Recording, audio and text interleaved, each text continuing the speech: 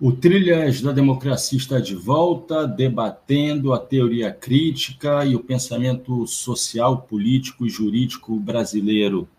Mais uma vez, a fim de dinamizar as discussões, eu tenho a companhia do advogado, mestre em Direito e assessor jurídico do movimento sindical ocultista, Normando Rodrigues. Eilo, seja muito bem-vindo mais uma vez, Normando. É um prazer imenso recebê-lo. Novamente, um prazer, uma honra, uma alegria estar aqui, Mandaíne. Sempre disposto a ajudar você no trabalho das trilhas.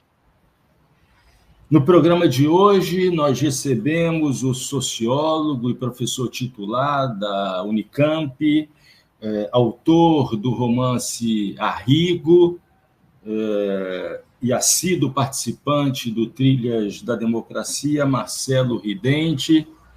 Ele aqui. Seja muito bem-vindo, Marcelo. É um prazer recebê-lo de novo. O prazer é todo meu, Marco, estar também aqui com o Normando, e é sempre um prazer, um gosto trocar ideia com vocês aqui num programa tão bacana que vocês têm, esse Trilhas da Democracia. Eu vou, nesse momento, exibir Arrigo, o primeiro romance de Marcelo Ridente, que foi publicado pela editora Boitempo, e conforme o que acaba de dizer em off, Marcelo, já vem um novo romance por aí. Então, Marcelo pegou gosto pelo romance, além dos seus textos sempre imperdíveis no campo acadêmico científico. Bom,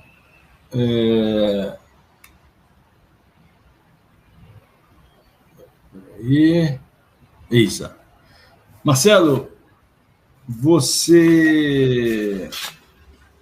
a discussão de hoje gira em torno do pensamento social brasileiro, na sua tradição crítica. Você deu no semestre passado uma disciplina na Unicamp sobre essa questão. Foi a partir daí que surgiu a ideia da organização dessa série. E eu gostaria de, em primeiro lugar, recordar aquele que talvez seja um dos prefácios mais importantes, né, do pensamento social brasileiro, prefácio escrito em 1967 por Antônio Cândido, para Raízes do Brasil, do Sérgio Buarque de Holanda, né, que tem o título de O Significado de Raízes do Brasil, em que o Antônio Cândido indica a importância de 3 obras seminais a fim de compreender o que é o Brasil, e que marcou etapas da vida do próprio Antônio Cândido e aqueles da sua geração. Casa Grande e Senzala, de Gilberto Freire, o próprio Raízes do Brasil, do Sérgio Buarque de Holanda, e Formação do Brasil Contemporâneo, do Caio Prado Júnior. E eu começaria, Marcelo, te perguntando qual a importância das reflexões do Caio Prado Júnior sobre o sentido da colonização, que é um dos primeiros textos da Formação do Brasil Contemporâneo. Qual a importância dessas reflexões sobre o sentido da colonização brasileira no processo de formação do pensamento social brasileiro de inspiração marxista? Por favor, Marcelo. Olha, Marco, sem dúvida, esse é um livro fundador, né? Um pensamento que ficou clássico. E esse artigo que você citou, essa introdução do Antônio Cândido ao Raízes do Brasil, também se tornou um clássico, né? Mas, ao mesmo tempo, é um clássico que, se de um lado ele destaca esses 3 pensamentos matriciais, é preciso lembrar também que tem muitos outros autores que são muito significativos. Eu lembro agora um livro chamado Intérpretes do Brasil, organizado pelo Pericaz e pelo Lincoln Seco, chamado Clássicos, Rebeldes e Renegados, também da editora Boitempo, que trata desses autores, mas trata de outros, que às vezes ficam à sombra, né? O Astrogildo Pereira, o Nelson Werneck Sodré, o Inácio Rangel, Everardo Dias, enfim, uma série de outros autores que também merecem compor aí esse conjunto de autores que, desde esses clássicos, esses três citados pelo Antônio Cândido, eles têm tentado desvendar esse enigma que é a sociedade brasileira, né? Essa sociedade que o Chico de Oliveira chamou mais recentemente, agora no começo dos anos 2000, de um verdadeiro ornitorrinco, aquele bicho lá da Oceania, que é uma mistura de tudo e que ele aí usou como comparativo para pensar a complexidade que é a sociedade brasileira. E para responder a sua pergunta específica, a gente tem um momento chave nesse livro do Caio Prado Júnior, né, essa ideia dos sentidos da colonização, para pensar o Brasil contemporâneo, né? Para pensar o Brasil como um todo. Ele diz no texto, uma frase assim um pouco lapidar, né, que o todo, a compreensão da totalidade do conjunto deve ser sempre o objetivo último do historiador. Então ele tem esse aspecto metodológico de colocar a história do Brasil inserida numa dinâmica mundial. E a dinâmica mundial que dá o tom é a da colonização, é o nosso lugar de colonização. E ele estabelece aí uma distinção muito importante que até se tornou quase que incorporada à nossa compreensão do Brasil, que é aquela distinção que às vezes a gente aprende no segundo grau, né? Ensino médio, né? Entre a colônia de povoamento e a colônia de exploração. Ele vai fazer aquela distinção entre os países da América do Norte, especialmente os Estados Unidos, né? E os países da América Latina. Os países como os Estados Unidos, por exemplo, em que a colonização, além dos objetivos comerciais, tinha o desejo de criar uma sociedade nova, de criar uma ética do trabalho. Ao passo que, nos países da América Latina em geral, e no caso do Brasil em particular, os objetivos sempre foram de fazer exploração comercial, foram objetivos predatórios, num certo sentido, objetivos que não era propriamente de colocar um povoamento, mas de extrair tudo aqui do nosso continente, né? E do nosso, que viria a ser depois o nosso país. Então, é uma ética que não é propriamente do trabalho, mas uma ética de dirigentes da produção, que vão extrair daqui o pau-brasil, depois vão extrair o açúcar, depois vão extrair os metais preciosos, depois vão extrair, vão produzir algodão, café, depois minerais, de modo que essa lógica de colonizar, explorando, né, e chupando as riquezas do país para as metrópoles, é que daria o sentido de toda a história do Brasil. Então, a história do Brasil não seria desligada da compreensão desse todo, que é a constituição do capitalismo em âmbito mundial, desde o tempo da fundação, enfim, da criação de uma sociedade que ainda nem se chamava Brasil, que inicialmente era uma colônia, né? e que vai ser fundada inicialmente no trabalho escravo, né? Na monocultura e na exploração do trabalho escravo, que vai dar o tom do que é a sociedade brasileira. Marcelo, deixa eu chamar Normando. Normando, o que há ainda nesse passado que não passa na sociedade brasileira? O que há dessa colônia de exploração de que tratava Caio Prado, por exemplo, na cultura e na prática do agronegócio? Márcio Postman, Plínio de Arruda Sampaio Júnior, entre outros, há tempos vem falando dessa regressão da economia brasileira, da sociedade brasileira, a um pré-1930, né? Naquele modelo de produção agrário exportador. O que ainda há, né? E como Caio Prado Júnior, na década de 40, já lançou luzes para a gente se acercar dessa realidade hoje dominada pelo agronegócio. Por favor, Normando. Dá para fazer alguns sobrevoos e, sobretudo, a gente viajar naquela chave da mudança histórica que é muito interessante, né? Do transformação fazendo par sempre com permanência. Mas, mais do que permanente, mais do que chaves permanentes e modos de produção, modo de exploração internacional e relações sociais daí decorrentes permanentes, acho que a conjuntura internacional também ela tem um viés de retrocesso que possibilita chegar numa leitura que eu faço, e acho que é por isso que o Mondaini me fez essa boa provocação, porque ele já me ouviu falar isso, de que a partir da erosão das instituições, né, que a gente tem com o golpe de 2016, você tem o retorno para o centro da correlação de forças políticas das classes sociais que foram banidas pela Revolução Burguesa Brasileira, né, que eram as oligarquias agrárias. E aí, fazendo essa viagem da permanência, né, isso é delírio meu para provocar mesmo, viu, Marcelo?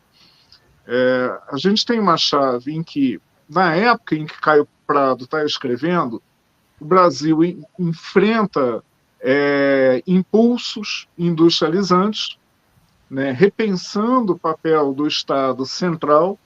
O Estado é organizado de forma mais científica, né, depois do Estado Novo, com a ditadura do Estado Novo. As estatísticas começam a ser confiáveis a partir de 1930, depois da Revolução Burguesa, e com o Estado Novo, o peso do Estado, tanto na repressão aos trabalhadores, quanto também na organização das forças econômicas, é muito significativo. E passamos por pulsos industriais, né, com problemas, com retrocessos setorizados, com agravamento da injustiça social. Mas o fato é que a sociedade brasileira ela sai da ditadura militar como uma sociedade que a maioria da população está ligada à atividade econômica industrial, né, ou ao terceiro setor de serviços. E o peso relativo e político, né, da agricultura e das atividades de primeiro grau está muito reduzido.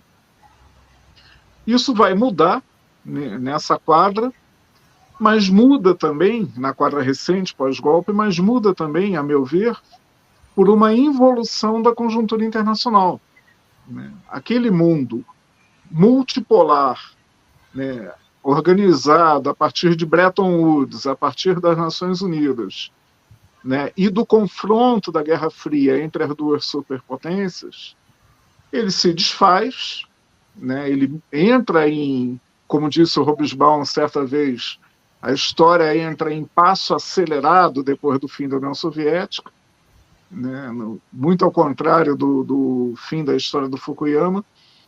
E aí você tem o predomínio das relações unilaterais, a erosão também dos mecanismos internacionais multilaterais, e com isso, uma espécie de recolonização do mundo periférico pelo capitalismo central. Então, eu combino, né, nessa leitura, né, e por favor, né, é para receber crítica, essa involução do cenário internacional, da conjuntura internacional, com, né, a destruição do que se existia de intervenção estatal brasileira, o neoliberalismo nos anos 90, ainda presente nos governos do PT, né, apesar de alguns movimentos muito favoráveis à distribuição de renda, e de uma distribuição de renda que pode-se dizer inédita na história do país, mas que tem efeitos muito breves, né? E que o golpe desfaz e que recoloca no centro do debate político atores políticos que estavam fora do protagonismo desde os anos 30.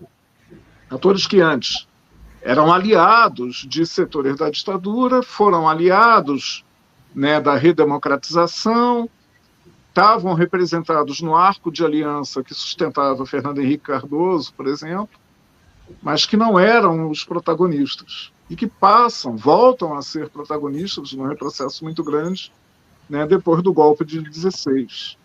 Isso no mundo do trabalho, especificamente, importa em um monte de retrocessos até para o trabalho urbano, o trabalho do setor de serviço industrial, né? E também retrocessos institucionais na leitura do meu campo, especificamente do direito do trabalho. Mas o que eu acho interessante é ver que aquele mundo descrito, aquele Brasil descrito por Caio Prado Júnior, ele tem um grau de permanência muito forte, muito viçoso, né, e que recrudesce, volta ao debate político e dá o tom da política brasileira.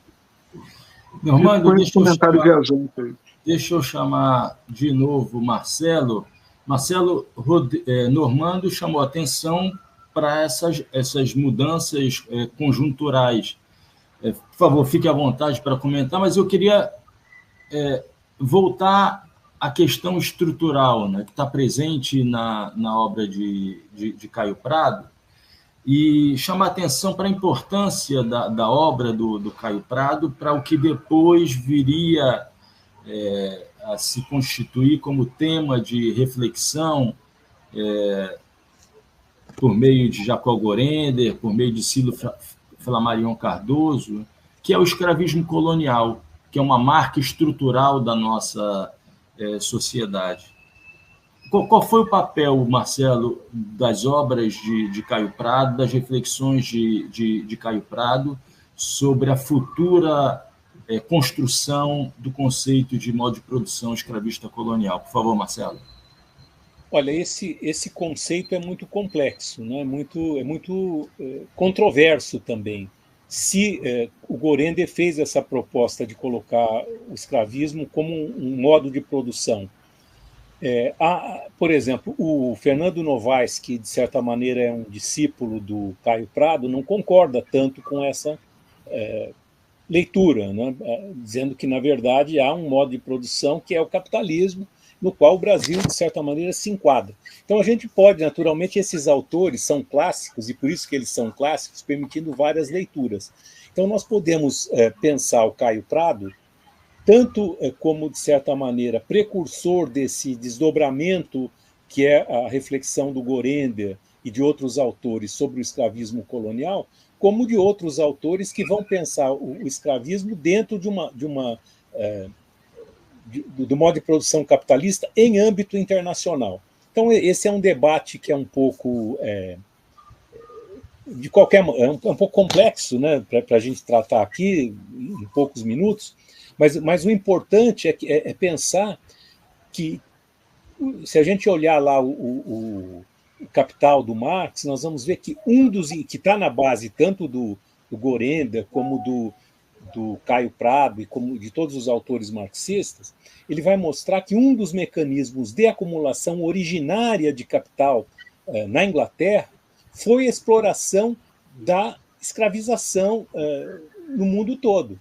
Então, o comércio de escravos foi um dos mecanismos que permitiu a concentração de capital, sobretudo na Inglaterra, que fez deslanchar a Revolução Industrial. Então, a questão da escravidão, né, ela está no cerne da constituição do próprio capitalismo. Então, isso a gente pode pensar variações interpretativas do Caio Prado, ou do Gorender, ou de outros, do Fernando Novaes, ou de outros autores, mas todos eles têm em comum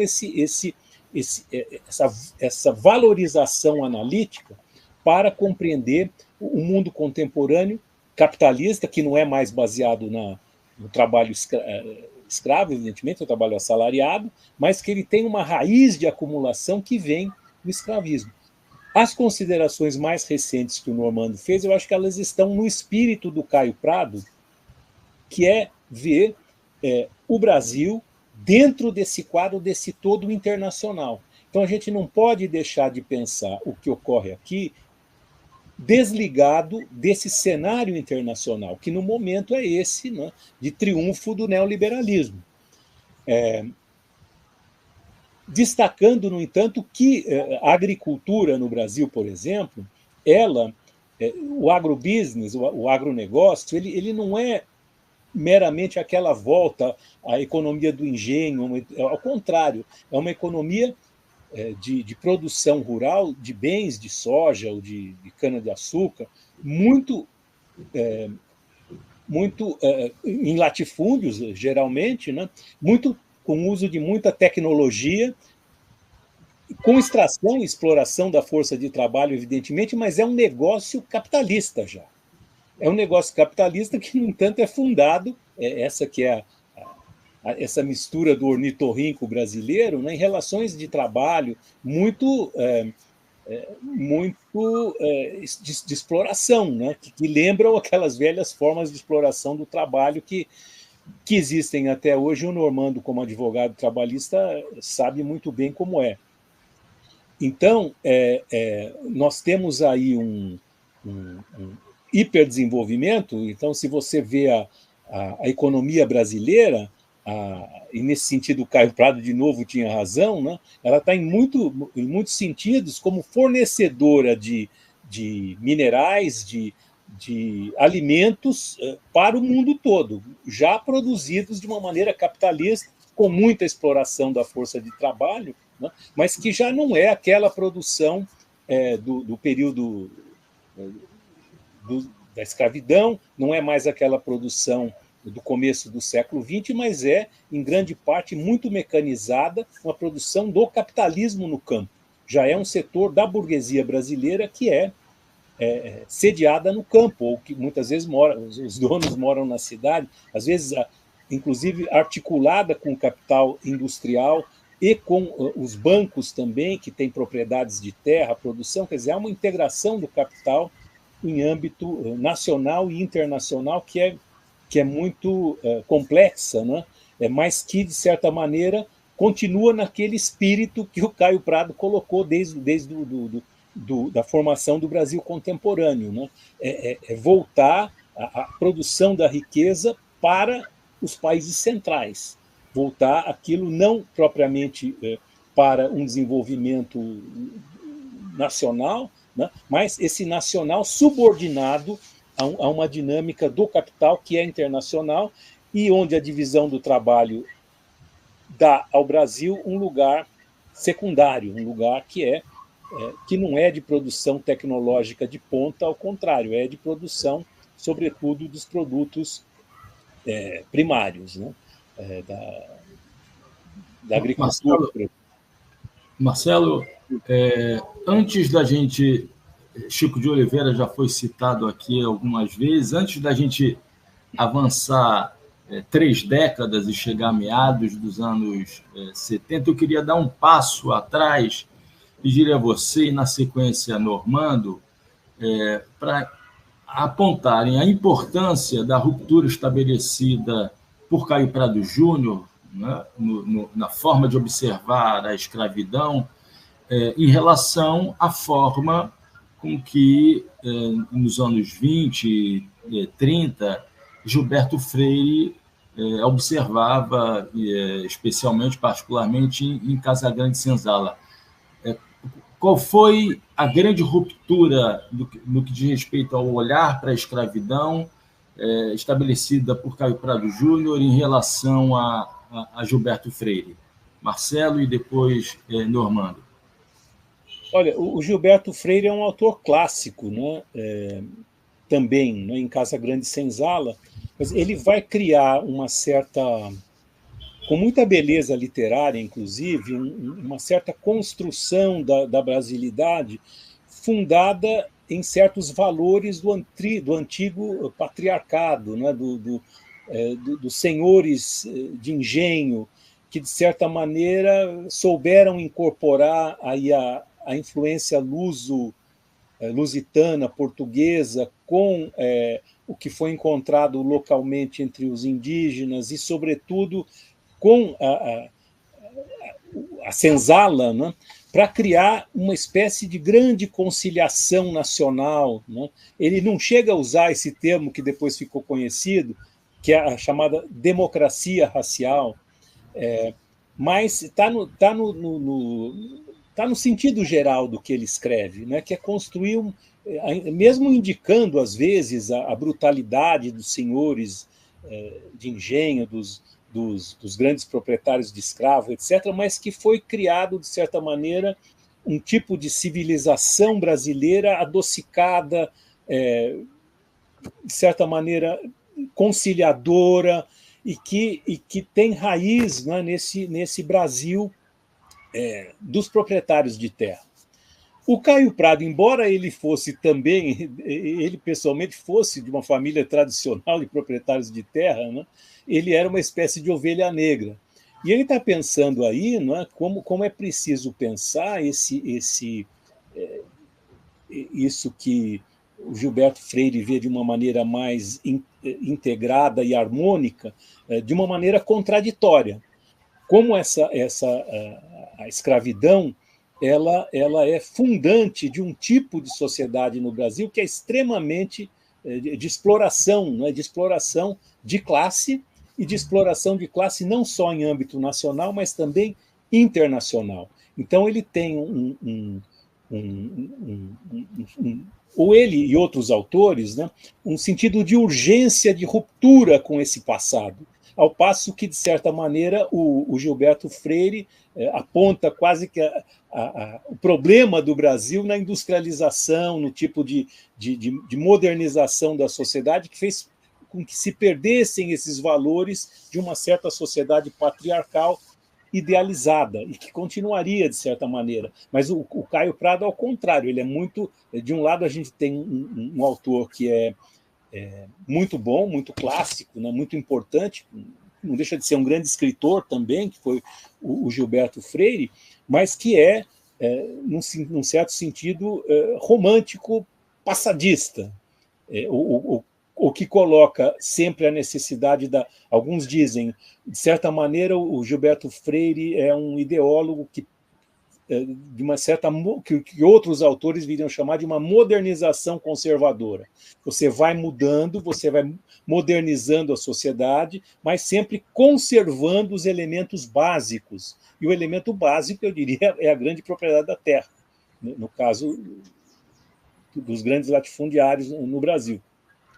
Ao passo que outros autores vão pensar aí a necessidade de romper com essa modernização conservadora que tem sido a constante no Brasil, mas de pensar uma modernização, e no caso do Caio Prado Júnior, uma modernização que, no limite, pudesse, inclusive, superar o tipo de organização capitalista da sociedade. Então, são maneiras diferentes de ver, né, a sociedade. Eu diria que um é um grande autor clássico, identificado, no caso do Gilberto Freire, com as grandes oligarquias rurais, e outro é um autor identificado com o processo de modernização num sentido já socializante e ligado às classes trabalhadoras, que foi o Caio Prado Júnior. Normando, eu acho que o termo mais apropriado para se entender a obra de Gilberto Freire, do Casagrande Senzala, foi dito por Marcelo, que é essa visão adocicada da escravidão no Brasil, né? Que tem muito a ver com esse universo doméstico da escravidão que ele pesquisou, e que acabou se transformando num mito a partir de processos que fazem com que as grandes elaborações, os grandes livros, cheguem até o senso comum, né? Então, essa ideia, como o Marcelo disse, ele não usa o termo democracia racial, mas tudo leva a crer nessa ideia, né, de um grande encontro entre as raças, da miscigenação que faria do Brasil essa sociedade funcional, harmônica. Só que existe um termo, uma expressão que é fruto dessa criatividade gigantesca de Gilberto Freire, que acaba revelando os níveis de violência praticados naquele período, que é quando ele fala do esforço de civilização feito no Brasil, que demonstra, na verdade, como os brancos colonizadores violentavam, estupraram. Ele não chega a falar disso, né? Ele dizia com um grande encontro, né, entre as raças, né? Mas essa ideia da civilização, ela demonstra, né, intui, né, esse nível de violência de classe, de raça existente no Brasil. Eu queria te ouvir a respeito do que tu pensas de Gilberto Freire, do Casagrande Senzala, lembrando que no próximo Trilhas da Democracia a gente vai ter aqui como convidado Bernardo Icúpero, que é um grande especialista na obra de Caio Prado Júnior. Por favor, Normando. Eu acho que o Marcelo disse muito e o essencial. Só destacar complementarmente o aspecto do conflito, né, que está subsumido na obra de Gilberto Freire, que existe conflito, mas que ele está cumprindo, né, uma missão civilizatória. Né? É um pouco aquela leitura que a gente aprende na escola do padre Anchieta, né, que não, vamos cristianizar os indígenas, aqueles que não aceitarem Cristo a gente mata, mas estamos civilizando, né? Estamos trazendo a civilização cristã ocidental, como dizia o Unamuno. O Gilberto Freire, eu acho que ele é um dos pilares dessa ideia realmente que é construída depois da democracia racial, e mais, né, da construção da ideia que as nossas gerações aprenderam na escola, e certamente muitos foram influenciados por isso, de que o Brasil é um país sem conflitos, o Brasil tem uma história de conciliação, né, de grandes acordos nacionais, de que nós não temos os grandes traumas.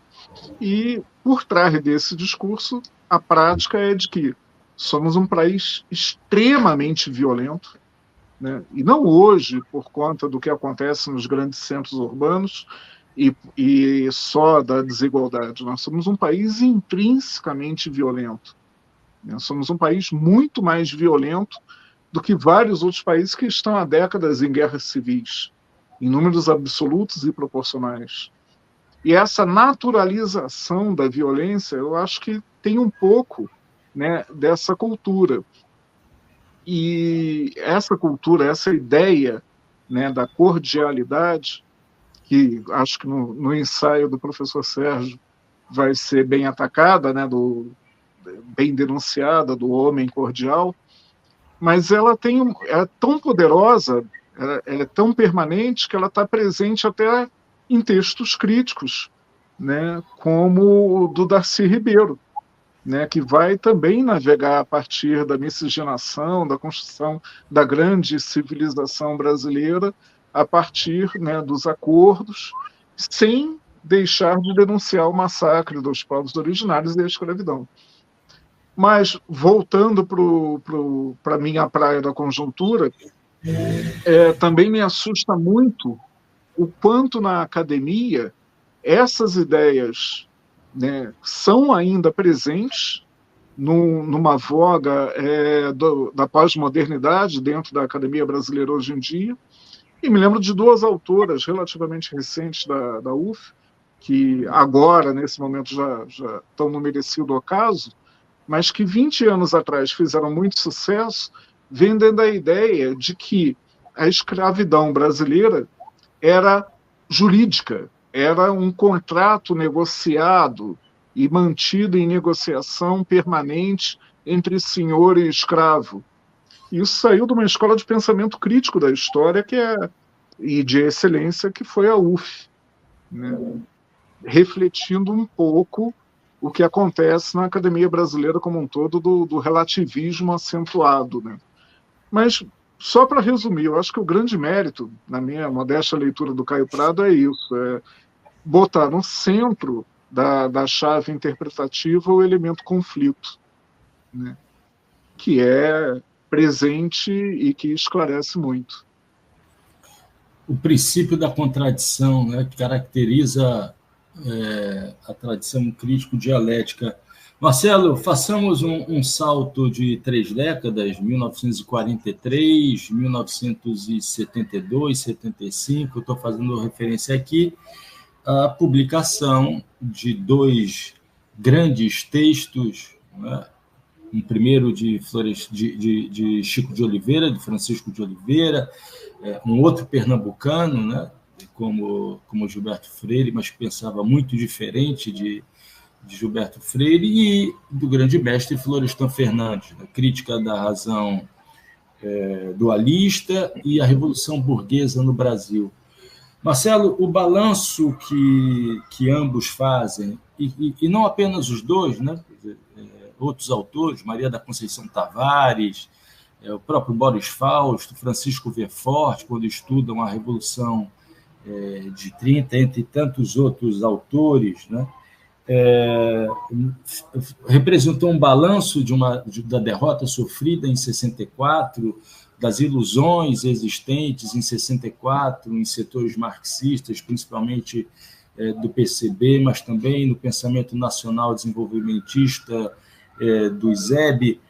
Qual foi a importância de Francisco de Oliveira e de Florestan Fernandes no desenvolvimento dessa reflexão que vai beber muito dos conceitos que você já citou aqui, de modernização conservadora, né, e da própria ideia de desenvolvimento desigual e combinado, né, que vem de Marx, passa por Trotsky, né, e que retrata muito bem isso que tem dado a tônica aqui desse nosso diálogo, né, da relação contraditória, mas funcional entre um atraso e um presente, que está presente na questão do agronegócio hoje, né?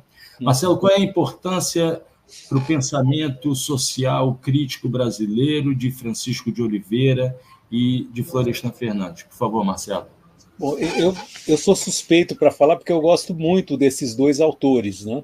Tem outros também que pensaram na época, o Rui Mauro Marini, o próprio Fernando Henrique, as coisas que ele escreveu na época são a teoria da dependência, enfim, mas ficando nesses 2 autores, eu acho que tanto o Chico de Oliveira como o Florestan Fernandes, com essas obras, eles deram uma espécie de resposta intelectual ao que aconteceu em 64 no Brasil.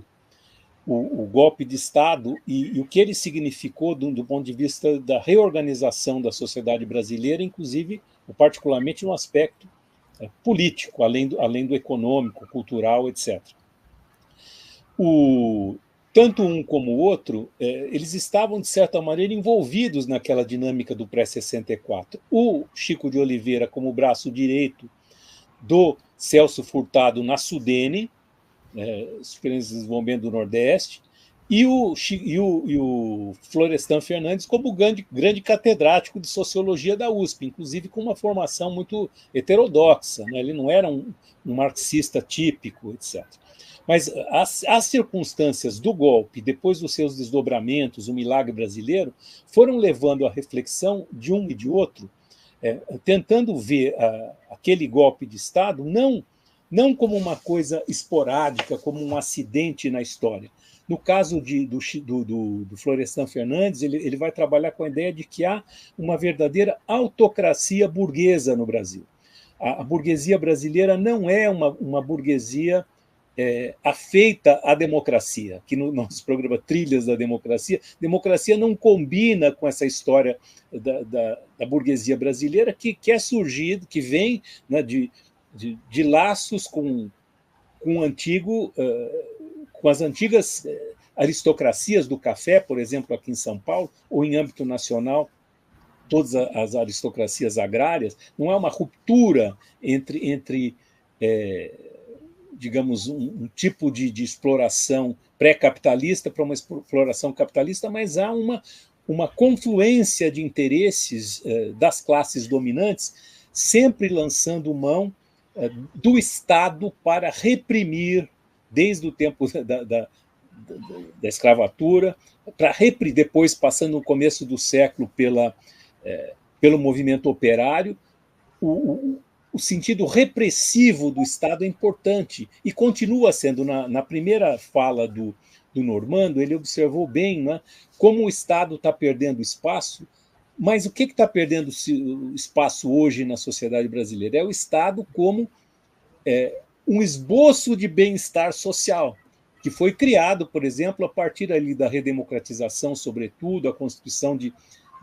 88, que criaram espaços de cidadania efetiva no Brasil, que vão contra essa autocracia burguesa. Então, o que está em questão não é a capacidade, hoje, não é a capacidade do Estado de financiar o capital ou de reprimir, mas é o Estado como produtor de bem-estar social. O Chico de Oliveira tem vários escritos, né, em que, num certo momento da vida dele, apostou muito nessa possibilidade de criar um estado de bem-estar social no Brasil.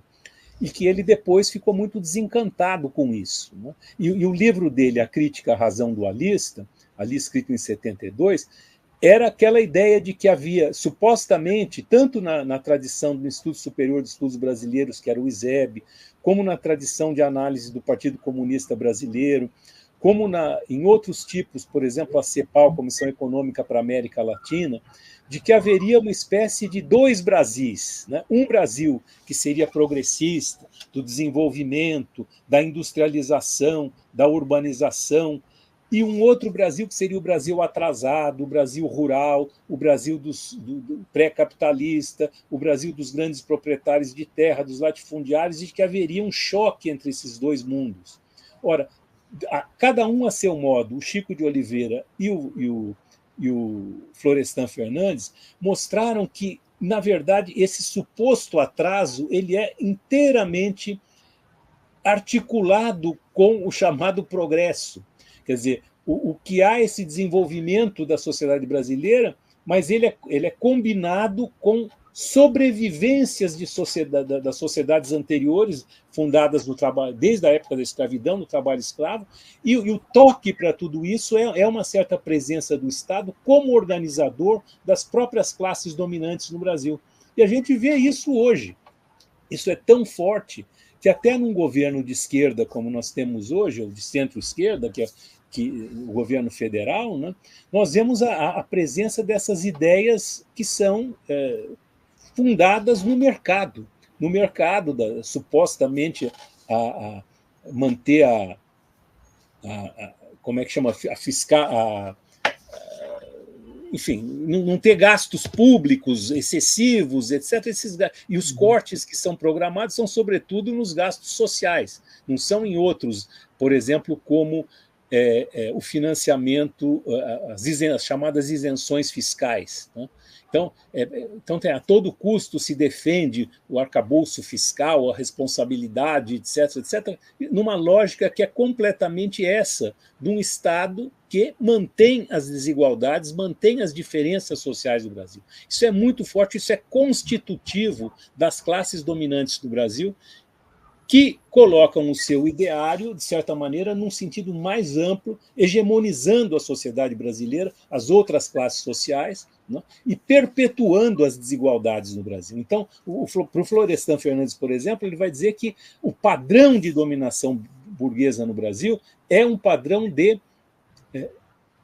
ele chama de autocracia burguesa. A revolução burguesa não é uma revolução traz, ou seja, a industrialização, a urbanização da sociedade, ela não traz democracia, cidadania. Ela tende a trazer, junto com essas conquistas que são populares, porque as classes populares fazem parte dessas lutas, né? Mas isso é muito ameaçador. É ameaçador por quê? Porque o Brasil é essa sociedade extremamente desigual, né? E contra essa ameaça a gente vê a mão pesada do Estado a todo momento. Então, isso daí não diminui, essa mão pesada, ao contrário, a gente tem visto aí, no governo anterior foi mais forte ainda, né, como o Estado como organizador das classes dominantes no Brasil. Mas, ao mesmo tempo, um Estado que não é só isso, é um Estado que também tem espaço para as lutas dos direitos sociais. Então, a gente tem aí uma outra grande contribuição do Chico, aí já posterior, Chico de Oliveira, posterior à a redação da crítica à razão dualista, quer dizer, quando ele mostra que não há dois Brasis, esses dois Brasis estão completamente interdependentes, ele vai dizer que há uma luta pela apropriação do bem, do capital. Do fundo público.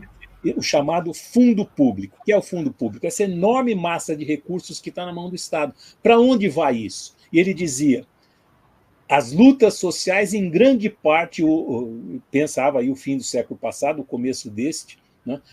E eu diria que isso continua até hoje, a grande luta política hoje é para onde vai esse fundo público, porque esse fundo público é essencial na constituição do capitalismo contemporâneo.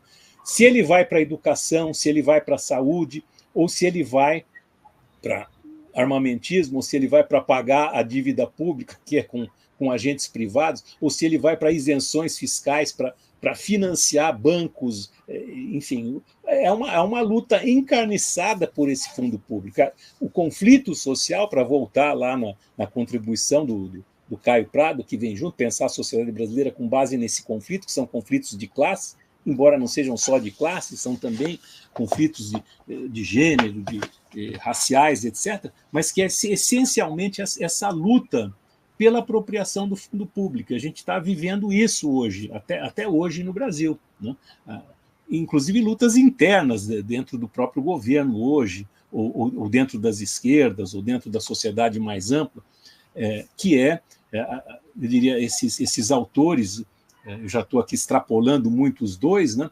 Mas os dois estão pensando essa constituição específica da sociedade brasileira que amalgama o que, digamos assim, numa linguagem antiga se chamava o moderno e o atrasado. Não é a sociedade brasileira não se livrou do chamado atrasado, ele é plenamente constitutivo do chamado moderno, do chamado desenvolvido. Você não pensa, para citar um exemplo do Chico de Oliveira, não dá para pensar a Volkswagen, as produtoras, as montadoras de veículos, a produção mais desenvolvida, sem pensar as oficinas de fundo de quintal, os pequenos mecânicos que fazem consertos em tipos de produção que não são exatamente capitalistas, mas que são fundamentais para que a roda do sistema gire, né? Então, você tem um agronegócio que é extremamente competitivo em escala internacional e fundado em relações de trabalho enfim, teve o período dos chamados boia fria, hoje já é diferente, a economia está mais mecanizada e, ao mesmo tempo, você vai formando uma enorme massa de gente desempregada, né?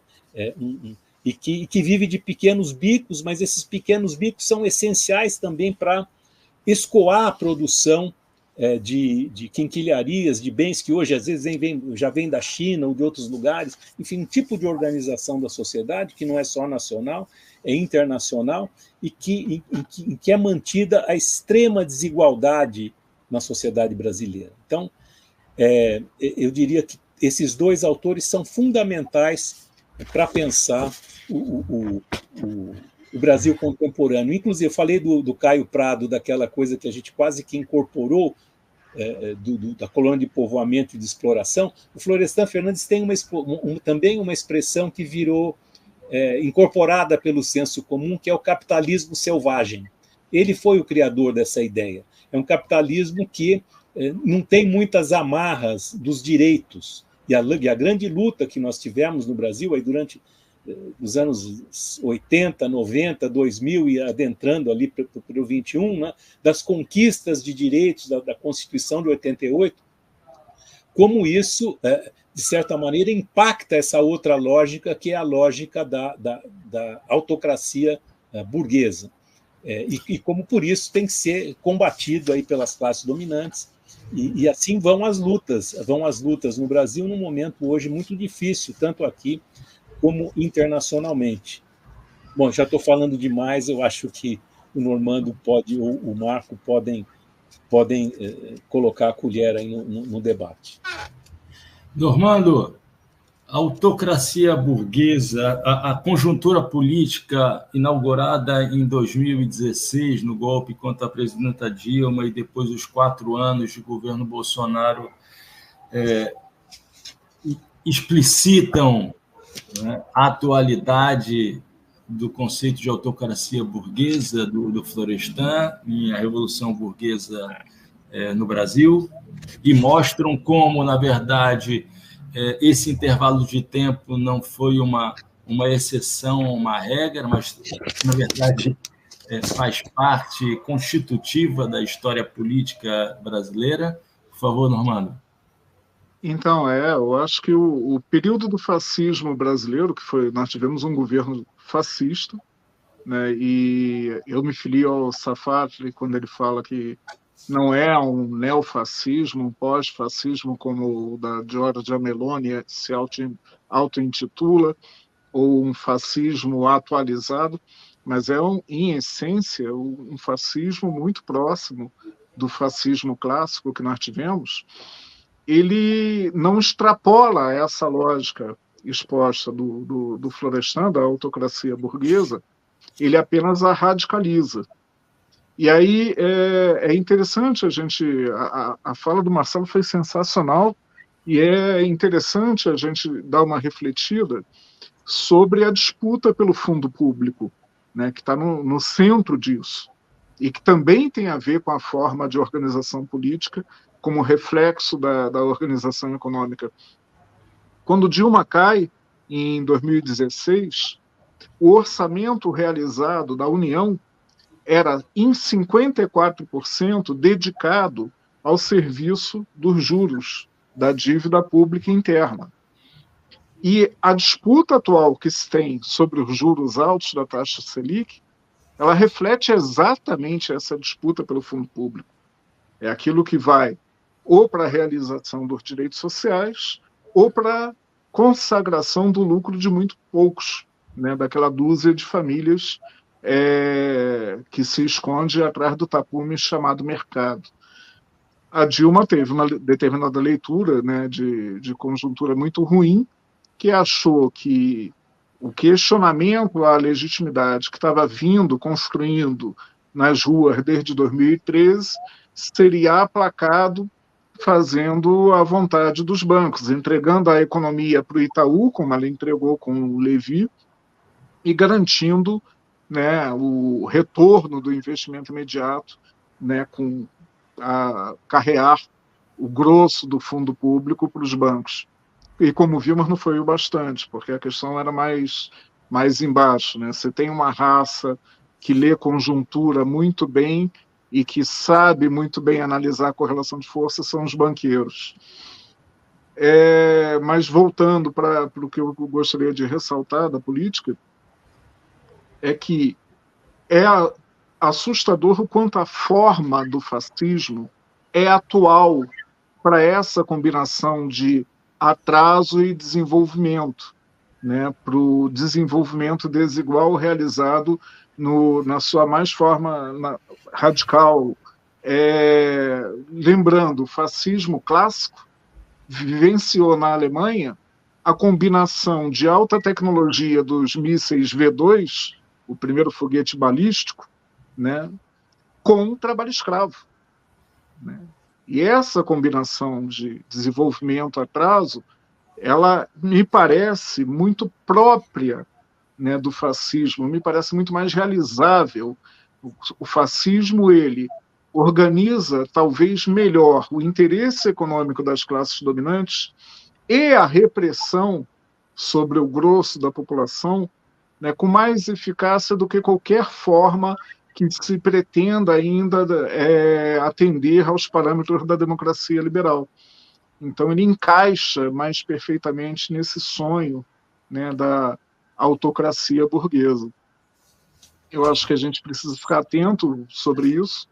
Me parece muito significativo que o fascismo ressurja na quadra histórica que a gente está vivendo, não só no Brasil, né, e só faço para quem está assistindo a gente aquele alerta que vale sempre fazer, que quem tem a leitura do fascismo pelos filmes de Hollywood acha que fascismo é Estado forte o tempo todo, inclusive forte contra o capital.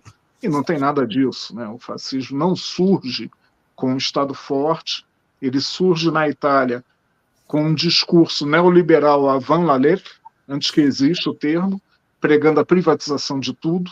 O Hitler, na Alemanha, ele privatiza um monte de empresas que havia sido estatizada pela República de Weimar como resposta à crise de 29. E depois, com a crise de 29, como resposta a ela, é que o Mussolini vai dar aquela guinada e dizer que é tudo pelo Estado, tudo dentro do Estado, nada fora do Estado. Mas nisso, quando ele está falando historicamente isso, todos os grandes atores políticos e econômicos do Ocidente estão falando o mesmo, seja no Reino Unido, seja na França, seja nos Estados Unidos, porque é a forma de resposta àquela crise. Enfim,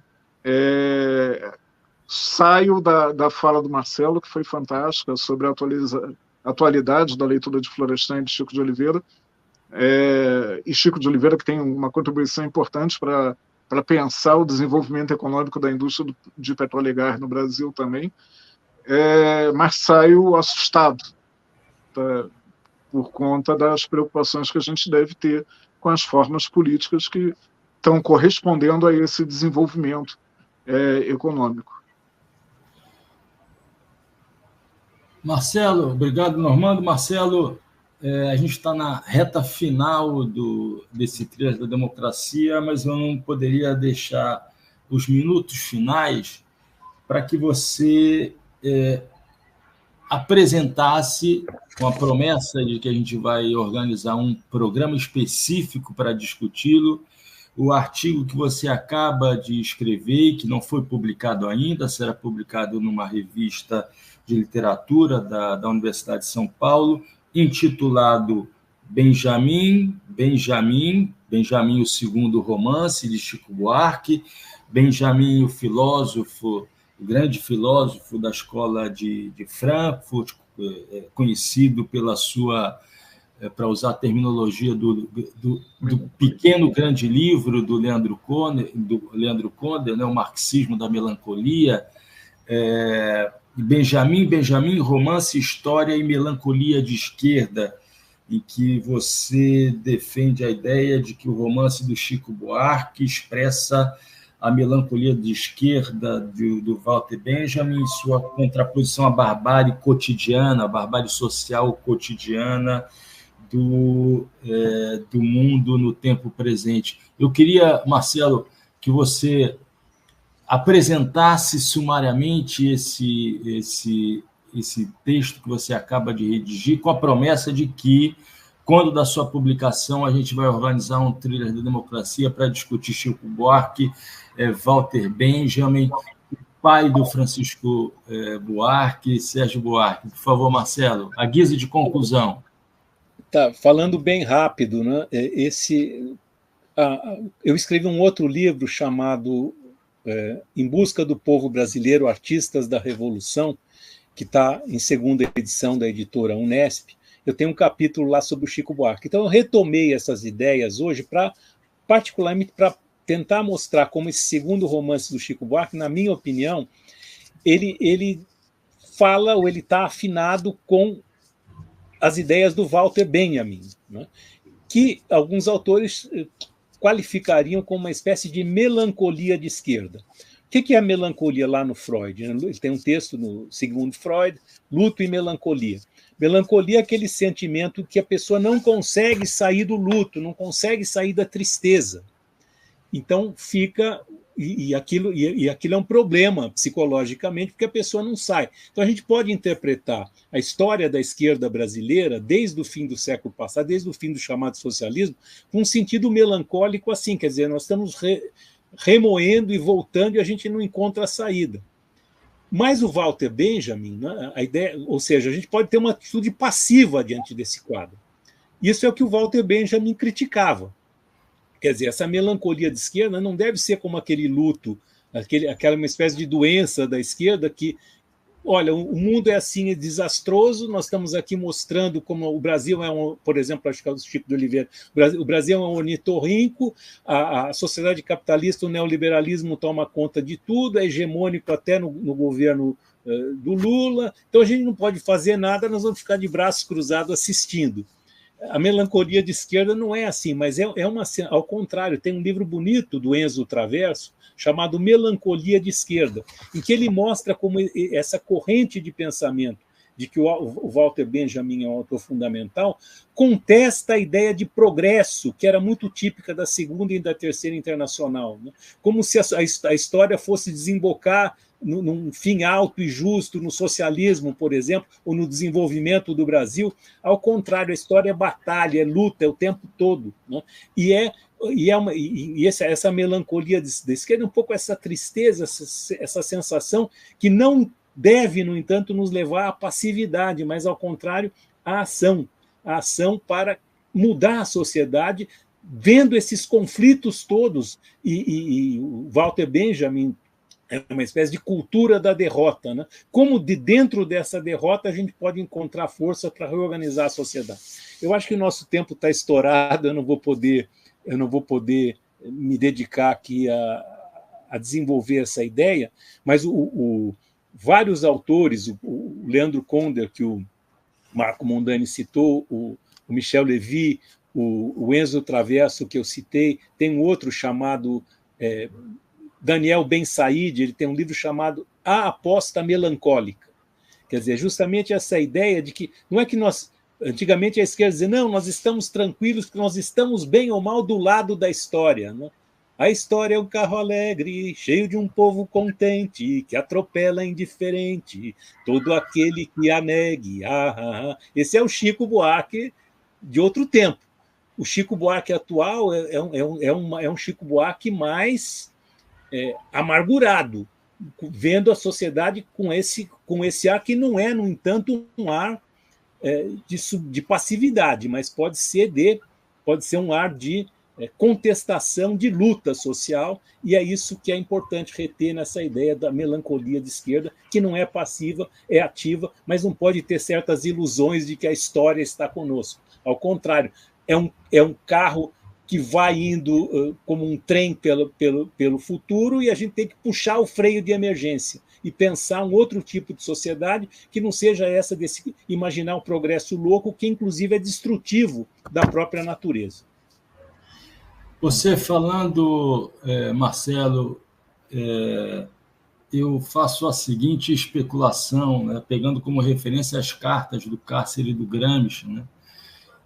Nas primeiras cartas, Gramsci falava o seu famoso lema, que na verdade era do Romain Rolland, né? Pessimismo da razão, otimismo da vontade, né? Quando você vai chegando ao final, nas últimas cartas do Cárcere de Gramsci, ele falava, eu me sinto hoje com o pessimismo da razão e o pessimismo também da vontade. Eu acho que a melancolia da esquerda se situa aí em algum espaço nessa transição gramsciana entre esses dois momentos das suas cartas do Cárcere. Exatamente. Você que é gramsciano aí, Marco, um dos exemplos que o Enzo Traverso dá nesse livro muito bonito, que está traduzido para o português, chamado Melancolia de Esquerda, é justamente o Gramsci. Você imagina o camarada lá preso, circunstâncias degradantes, anos e anos a fio, enfiado lá na prisão do Mussolini. Então, ali ele é um pouco essa melancolia, esse pessimismo, essa tristeza, mas que precisa de ou que não deve gerar uma passividade, mas que deve gerar ao contrário, e é o que ele faz no trabalho dele, né? A possibilidade de construir uma contra-hegemonia.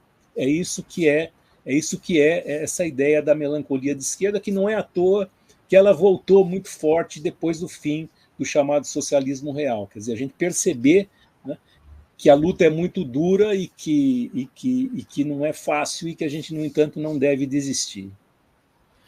Marcelo, muito obrigado mais uma vez pela tua participação. Espere que vingue a proposta de uma série de 4 programas sobre a história do marxismo no Brasil. Vejamos se ela vinga. Normando, muito obrigado. Suas saudações de encerramento, por favor. É um prazer enorme ouvir o Marcelo e tentar contribuir. Foi muito esclarecedor, muito bom.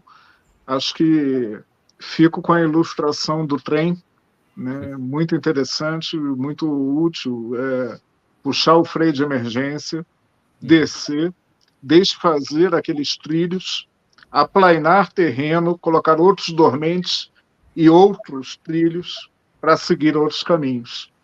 Porque é isso, é luta e é luta incessante. Muito boa a imagem, fico com ela guardada no coração, e foi uma alegria enorme estar aqui com vocês hoje. Muito obrigado, foi um prazer gigantesco, Marcelo. Grande abraço. O prazer é todo meu, Marco, Normando. Essa ideia do freio de emergência é do Walter Benjamin, o Michel Levy a recupera, e eu acho realmente muito, muito interessante, muito bonita. É um questionamento dessa ideia de progresso que tem marcado aí a história do século XX, já do XXI, e que a gente tem que pensar em outros caminhos, né? Porque a história é muito complexa e pode não estar do nosso lado. A gente não sabe, dependerá da nossa capacidade de luta e de organização. Não vai cair por gravidade. Não vai cair, não. O Trilhas da Democracia de hoje fica por aqui. Convido todos e todas para, na próxima semana, acompanharem o terceiro programa dessa série sobre a teoria crítica e o pensamento social, político e jurídico brasileiro, com o professor do Departamento de Ciência Política da Universidade de São Paulo, Bernardo Recupero. Não percam. Grande abraço e até lá.